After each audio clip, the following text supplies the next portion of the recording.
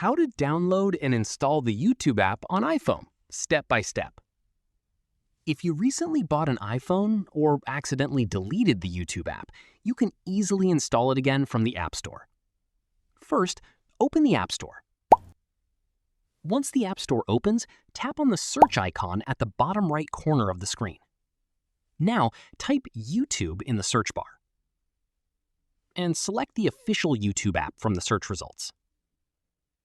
On the YouTube app page, tap the download icon to start installing the app. Wait for a few moments until the download and installation process is completed. Once you see the Open button, tap on it to launch the YouTube app.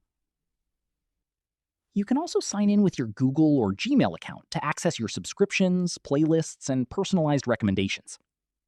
When you open YouTube for the first time, you may see a notification permission message.